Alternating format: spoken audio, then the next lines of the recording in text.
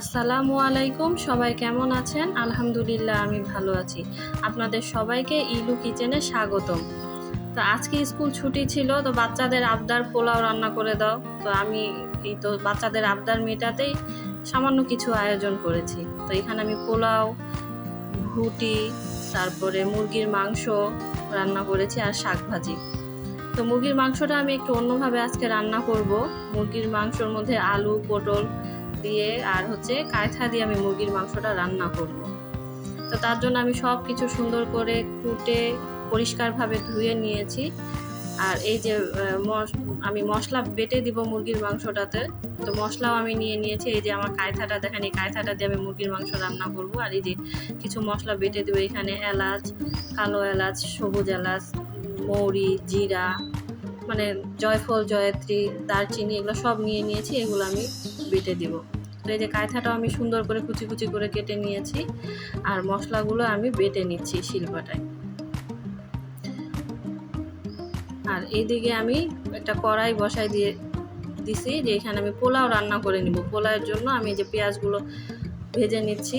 তো আজকে আমি বেরেস্তা উঠিয়ে নিব না, এইভাবেই রান্না করব। পেঁয়াজগুলো একটু লাল লাল করে ভেজে নিব। তারপরে এখানে আমি চালগুলো দিয়ে দিব। তো চালগুলো আমি পরিষ্কার করে ধুয়ে নিয়েছি। তো এই যে সামান্য একটু লবণ দিয়ে দিলাম, আর কিছু এলাচ আর দারচিনি দিয়ে দিলাম। দিয়ে এখন পোলাওয়ের চালগুলো আমি ভালো করে ভেজে নিব। কড়াই রান্না করতে আমি একটু স্বাচ্ছন্দ্য বোধ করি। আর এখানে অল্প একটু চাল, প্রায় 2 কাপের মতন চাল নিয়েছি আমি। তো 2 কাপের জন্য 4 কাপ পানি গরম করে নিয়েছি, একদম বলক উঠিয়ে নিয়েছি। তো চালগুলো ভালোভাবে ভেজে আমি এখানে পানিটা দিয়ে দিলাম।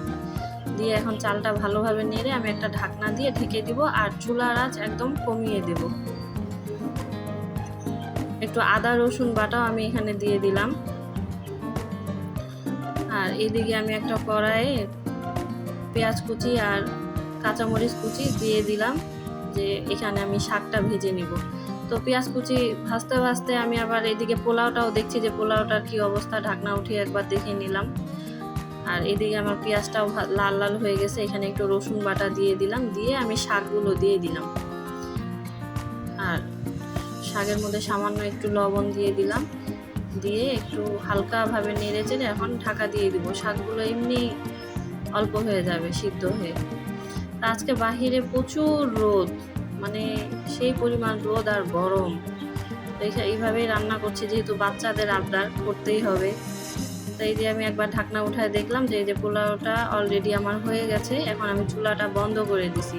তো এরকম হালকা হালকা পানি থাকতে আমি কিন্তু চুলা বন্ধ করে দিই। তো এটা যদি 20-25 মিনিট এভাবে করে ঢাকা দিয়ে রেখে দিই আর নাড়াচাড়া না করি, তো পোলাওটা কিন্তু একেবারে ঝরঝরা হয়ে যাবে। এদিকে আমি শাকটাও ভাজি করছি, যে দেখেন কতগুলো শাক আমার একদম অল্প একটু হয়ে গেছে। তো শাকটা এদিকে ভাজা হতে থাক, আর এদিকে আমি মুরগির মাংসটা রান্না করে নিব। তো কড়াইয়ে আমি তেল গরম বসিয়ে দিয়েছি, দিয়ে দিলাম পেঁয়াজ কুচি। পেঁয়াজটা এখন একটু ভালোভাবে ভাজা ভাজা করে নিব। আর এদিকে ঢাকনা উঠায় শাকটাও দেখতেছি যে কি অবস্থা। পেঁয়াজ আমার ভাজা হয়ে গেছে। তো এখানে আমি মশলাগুলো দিয়ে দিব। তার জন্য আমি সামান্য পরিমাণ পানি দিলাম। এই যে আমার বাটা মশলাটা দিয়ে দিলাম, এখানে লবণ, আদা আর রসুন বাটা, মরিচের গুঁড়া, হলুদের গুঁড়া, সমস্ত কিছু দিয়ে এখন মশলাটা আমি ভালোভাবে কষিয়ে নিব। মানে ততক্ষণ পর্যন্তই কষাবো যতক্ষণ মশলার উপরে তেল না ভেসে ওঠে। আর এদিকে আমি শাকটাও দেখতেছি, মানে একসাথে 2-3টা রান্না করতেছি। একবার শাক নাড়তেছি, এদিকে আবার মশলাও কষাচ্ছি। তো এই যে মশলাটা আমার কষানো হয়ে গেছে, যে কি সুন্দর মশলার উপরে তেল ভেসে উঠছে। তো আমি এখন কায়থাটা দিয়ে দিলাম, এখানে কায়থার কুচিগুলো দিয়ে দিলাম। তো একটু নাড়াচাড়া করে নিয়ে এখানে আবার আলু, পটল এগুলো দিয়ে দিব। আলু পটলটাও একটু নেড়ে নিচ্ছি ভালোভাবে মশলার সাথে মিশিয়ে নিয়ে। এখন যে মাংসগুলো আমি ধুয়ে রেখেছিলাম, ওই মাংসগুলো আমি দিয়ে দিলাম। কারণ সব একসাথে ভালোভাবে মশলার সাথে মিশিয়ে নিব, নেড়ে চেড়ে মশলার সাথে মিশিয়ে নিব। তো এখানে কিন্তু কায়থা দিয়ে মুরগির মাংস রান্না করলে পেঁয়াজ কিন্তু খুব অল্প লাগে। তো এই যে আমি ঢেকে দিলাম, এখন এটা একটু সিদ্ধ, কোনো পানি দিলাম না। কিন্তু এই যে দেখেন আমার পোলাওটা কি সুন্দর হয়ে গেছে। এখন গরম আছে দেখে এরকম মনে হচ্ছে, কিন্তু ঠান্ডা হলে একেবারে ঝরঝরা হয়ে যাবে। তো দেখেন মুরগির মাংস থেকে আমার কতগুলো পানি বের হয়েছে, আমি কিন্তু এখানে কোনো পানি দেইনি, কায়থাটার জন্যই মাংসটা থেকে পানি বের হয়েছে। আবার ঢেকে দিলাম, আস্তে আস্তে রান্না হোক। তো এইদিকে আমি আবার কড়াই বসায় দিছি, গরম হচ্ছে কড়াইটা। এখানে আমি আর একটা রান্না করব। এই যে মুরগির মাংসটা আমি ঢাকনা উঠিয়ে উঠিয়ে কিন্তু আবার মাঝে মধ্যেই নেড়ে দিচ্ছি, নাহলে কিন্তু নিচে লেগে যাবে। আবার ঢাকনা দিয়ে দিলাম। এদিকে আমার কড়াই গরম হয়ে গেছে, তেল দিয়ে দিছি, এখানে দিয়ে দিলাম পেঁয়াজ কুচি আর কাঁচামরিচ কুচি। তো এটা একটু ভাজা ভাজা হোক।